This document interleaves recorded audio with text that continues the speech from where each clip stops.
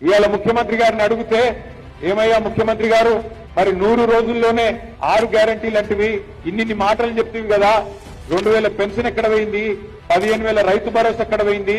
మహిళలకు చెప్పిన 2,500 ఎక్కడ పోయింది తులం బంగారం ఎక్కడ పోయింది స్కూటీలు ఎక్కడ పోయినాయి విద్యా భరోసా కార్డులు ఎక్కడ పోయినాయి ఇక నువ్వు చెప్పిన మిగతా డిక్లరేషన్లు హామీలు ఎక్కడ పోయినాయి ముఖ్యమంత్రి గారు అంటే ఆయన చెప్తున్నాడు నిన్నగాక మొన్న ఆదిలాబాద్ లో ఒక ముఖ్యమంత్రి నోట్లకెళ్లి మాట్లాడకూడని మాట ఏమంటాడు ఎంత కండలు తిరిగిన వస్తాదైనా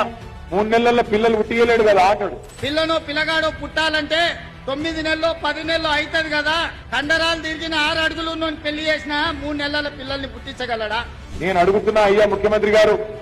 3 నెలల పిల్లలు పుట్టరని మా అందరికి ఎరికే